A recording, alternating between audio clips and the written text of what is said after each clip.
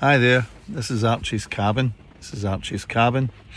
And I'm just taking my son for some shopping, and he's gone. I'm just sitting here waiting, and I thought I'd have a chat with you because I see a lesson in life, see lessons in life everywhere I go. I'm sure you maybe do too, maybe you don't, maybe you've never realised that there are lessons in life everywhere. So I'm going to show you that I'm sitting looking out the front of my car. So there you go, you can see me. And you can see over there it is, green and white. You know what that is? That is a building being constructed. So I'm sitting here looking at that building and thinking about life. And I can tell you a big lesson about life that you young people, you need to realise this and do this. Older people, you need to get back to it. These buildings, right now, they're putting virtually plastic wrapping around them. They're putting materials on them that if you stood on them, they would collapse. It's the beginning of the front structure of the building. The beginning of the front structure. What you're looking at on the front of that building might be plastic, sheets of plastic. And behind that, there's other insulation and all in the way, and there's windows built into it. But it might be a sheet of plastic. And if you stood on it up on the third floor of that building, if they put that on the floor of the building, if they put the plastic on the floor, you would fall right through it to the bottom floor, break your legs at least. Of course, they don't do that. What do they do when they're building a building? They measure the materials in the building against what is going to happen to them. What's this building for? And then first thing, I've been watching this building being built for 6 months because I bring my son for shopping here regularly. The first thing they did was lay foundations. They dug foundations into the ground, sunk concrete, put great big steel rods in them, big eye bars we used to call them, I don't know what they're called now, big steel things 30 feet long that go right to the top of the building, and there's 10 of them around, and I don't know how many, lots of them round the building, and they then construct the building that they will live in, that they will work in, around the girders, we used to call them. Big steel beams. That's what they do. They build a building around big steel beams. These foundational structures make sure that everything else, these structures make sure that everything in that building is in the right place and held in the right place, and that you can't really put something wrong on it because it won't fit them. They're designed, that building's purpose is built around the structural side of the building. Your life has to be like that. My life, when I was a young teenager, I realised I needed a big structural idea a strong thing upon which to hang my life and all my decisions in life. And I gave my life to Jesus Christ. When I was just before my 14th birthday, gave my life to Jesus Christ, and he became the structural thing in my life that governs what I do. Not governs like some ruler, but guides, sets in the right place, helps me live. So he said, love your enemies. So I try to love my enemies. That is hard, my friend. Try to love my enemies. He said, do good to those who despitefully use you. I try and do good to those who despitefully use you. He says, believe in God. He says, pray, read the Bible, read God's word. I do these things. I've done them for 61 years.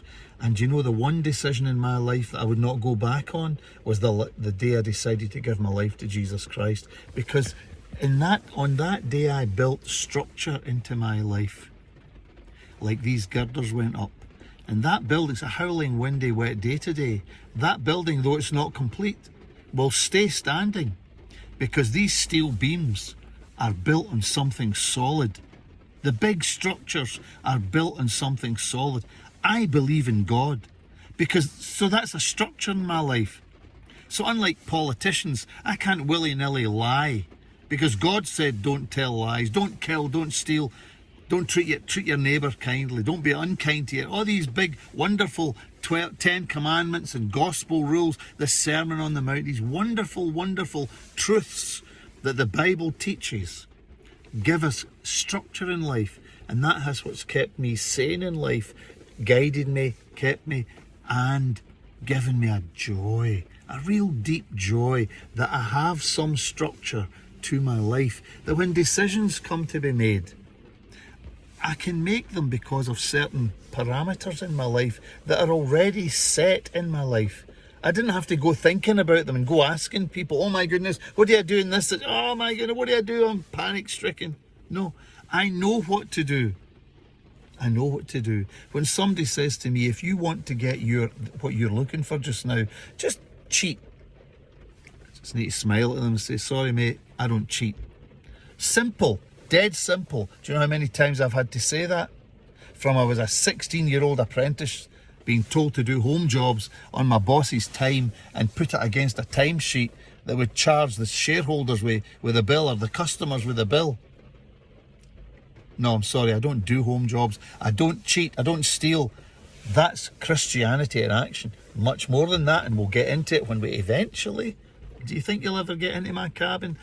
When I'm in my cabin, sitting in my cabin with a fire going, comfortable, we'll get to talking about real wonderful things that will enthrall your heart. Right now, these are just some lessons in life, okay? Just some lessons in life. Girders are what hold a building together. Structures. Get some structures into your life. The colour of the paint inside is so irrelevant. The shape of the desk is so irrelevant. Where the windows are, fine, have it there, it's negotiable. The beams are not negotiable. But like principles, you can change your opinions, but your principles have to remain solid. So they better be solid to start with, or you're stuck in a rut where you can't get out of it, right? Another thing is this, that once you get structures in your life, and you've learned to live with them, learn that everybody else doesn't really want to see your structures. They don't need to know why you do everything.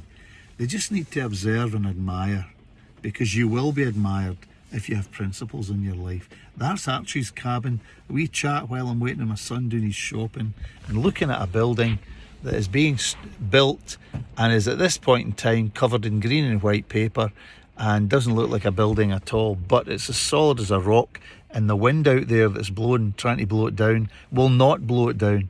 You go into life and you're only concerned about luxury items and little nitty, how's my hair today? You can see I don't have a problem with that.